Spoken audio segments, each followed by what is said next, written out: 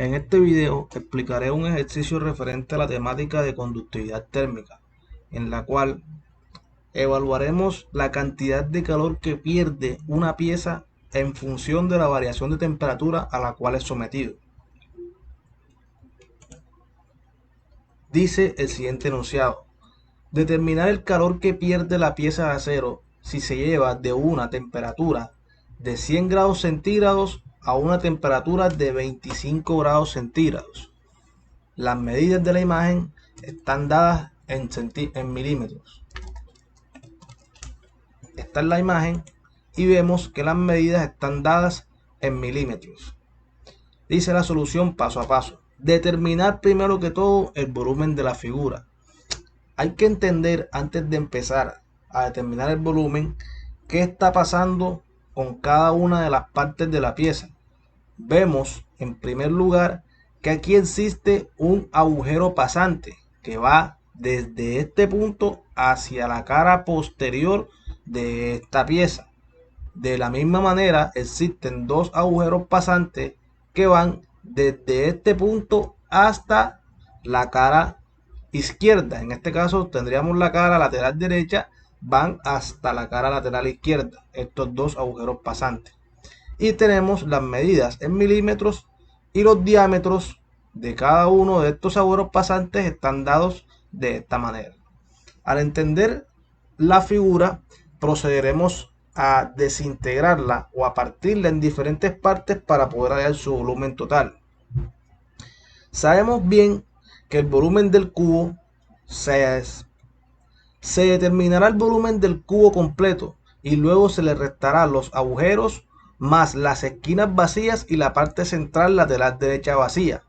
Cálculos inmediatamente con las medidas en centímetros.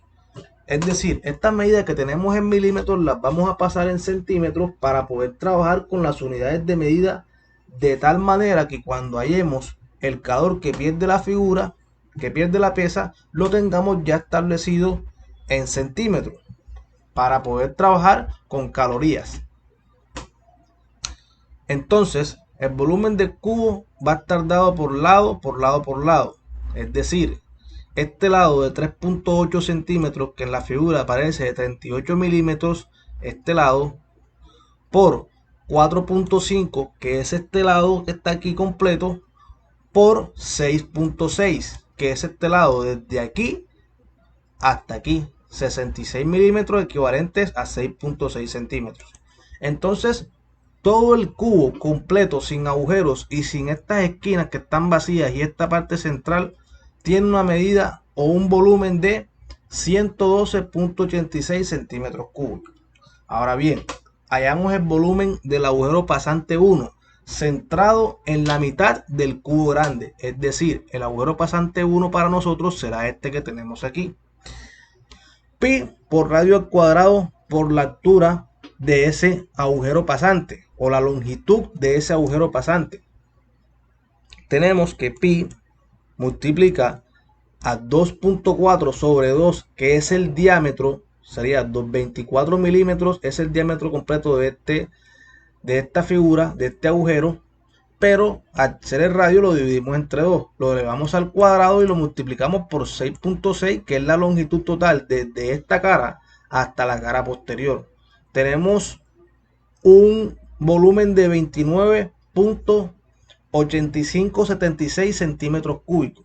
Ahora, asumiendo que los dos agujeros pasantes solamente tienen de espesor el ancho de los cubos pequeños de la pared lateral derecha, entonces tenemos que su volumen es, como se los mencioné en un principio, o más bien corregimos lo que mencionamos en un principio, estos agujeros pasantes vamos a asumir que solo tienen un espesor de ancho igual a la pared lateral derecha donde están ellos. Es decir, que el ancho o el espesor de este agujero pasante va solamente desde aquí hasta donde se termina esta pared que está aquí.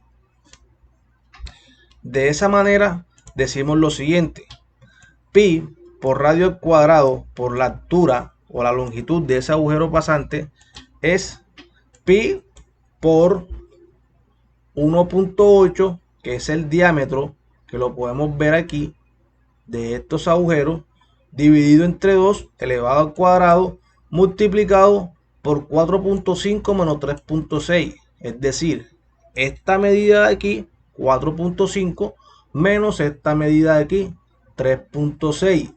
De esa manera obtengo la medida que hay de aquí hasta aquí. Eso me da un resultado de 2.2902 centímetros cúbicos. Como son dos agujeros pasantes, entonces multiplicamos este volumen obtenido por 2, dando un total de 4.5804 centímetros cúbicos como volumen para esos dos agujeros pasantes. Ahora el volumen de las esquinas, asumiendo que el agujero 1 está solamente centrado en el cubo grande, es decir, estas esquinas que se encuentran aquí. Tenemos lado por lado por lado, es decir, 4.5 menos 3.6 para hallar este espesor que tenemos aquí, que ya lo habíamos determinado anteriormente para poder hallar el volumen de los agujeros pasantes, estos que se encuentran aquí. Por 2. ¿Por qué por 2? Porque 2 es la medida que tiene esto hasta aquí. Vemos que tiene 20 milímetros. Por 2 sería esto, 2 centímetros. Estamos hallando estas esquinas, este pedazo de aquí. Luego tenemos entonces por 3.8 menos 2.4 dividido 2. Ya tenemos este lado y tenemos este lado. Nos hace falta este lado o la altura que tendría esta esquina. Entonces tenemos 3.8, que es la medida que hay de aquí hasta aquí. Tenemos también menos 2.4, que sería el diámetro de este agujero pasante. Al restarle 3.8, 2.4, solamente nos quedaría esta medida y esta medida de aquí, esta altura de aquí y esta altura de acá. Ahora, pero eso debo dividirlo entre 2. ¿Por qué? Porque solamente tendría que tener una sola esquina, que sería esta, para hallar el volumen de esta que tenemos aquí, de este cuadrito imaginario que estaría encima de este agujero pasante y de esta pared que está sobresaliendo aquí. Entonces, por eso lo dividimos entre 2. Nos da un volumen de 1.26 centímetros cúbicos. Como son 4 esquinas, ¿cuáles son las 4 esquinas? Son esta esquina de aquí, esta de aquí debajo, esta de aquí y esta de aquí debajo. Son 4 esquinas, multiplicamos este volumen por 4, obteniendo un resultado de 5.04 centímetros cúbicos. Ya al tener esas esquinas, pasamos a la parte central vacía del lado lateral derecho. Es decir, ya tenemos el volumen de este y este. Ahora nos falta esta parte central. ¿Cómo hallamos el volumen de esta parte central que tenemos aquí? Pues sencillo. Decimos lado por lado por lado, 3.8.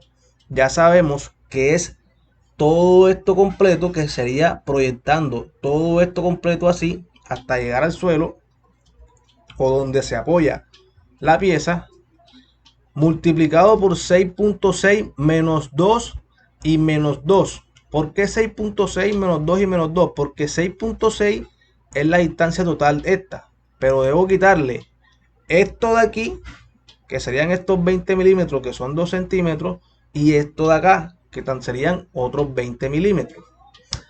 Por lo tanto, tengo menos 2 y menos 2. De esa manera, puedo seguir multiplicando por 4.6 menos 3.6. ¿Quién es 4.6 menos 3.6? Ya sabemos anteriormente, o más bien aquí es 4.5 menos 3.6. 4.5 es esto, que le resto este ancho, para quedarme solamente con el espesor de esta pared. De esa manera tengo un volumen de 8.892 centímetros cúbicos. Ahora, el volumen de la figura será volumen total del cubo menos volumen del agujero central, agujeros pasantes, asumiendo el espesor de los cuadrados pequeños, menos las 4 esquinas vacías del lado lateral derecho, menos la sección central vacía del lado lateral derecho. Ya todos estos volúmenes los hemos calculado. Entonces el volumen total va a estar dado por esta fórmula o por esta operación, dando un volumen total de 69.49 centímetros cúbicos. 64.49 centímetros cúbicos. Teniendo el volumen, puedo hallar la masa. La masa estará dada por densidad por el volumen para una densidad del acero, según la tabla periódica, de 7.8 gramos sobre centímetros cúbicos. Por esta razón fue que utilizamos las medidas en centímetros cúbicos, ya que al hallar la masa íbamos a necesitarlo en centímetros cúbicos. Al multiplicar 7.8 por 64.49 nos da un resultado de 503.022 gramos. Esa es la masa que tiene esa pieza. Ahora bien, calculo el delta de temperatura sabiendo que este es dado por la temperatura final menos la temperatura inicial. Temperatura final 25 grados centígrados, que es la que se llevó la pieza, y la temperatura inicial es 100 grados centígrados, dando un delta de temperatura de menos 75 grados centígrados. Ahora, se busca en la tabla el valor del calor específico del acero. El calor específico del acero podemos obtenerlo de diferentes tablas que están en internet. En este caso nosotros tenemos que el calor específico del acero es igual a 0.11 calorías sobre gramos por grado centígrado. Ahora, con estos datos podemos pasar a calcular el calor que pierde la pieza de la siguiente manera. Q va a ser igual a la masa que multiplica al calor específico del material, que multiplica la variación de temperatura. Luego entonces tenemos una masa de 503.022 gramos multiplicada por 0.11 calorías sobre gramos por grado centígrado, que multiplican a su vez a menos 75 grados centígrados. Este grado centígrado se cancelaría con este y estos gramos se cancelarían con estos gramos, y al final obtenemos que el calor es igual a menos 4149.93 calorías. La pieza pierde al final 4149.93 calorías con esa variación de temperatura a la cual fue sometida.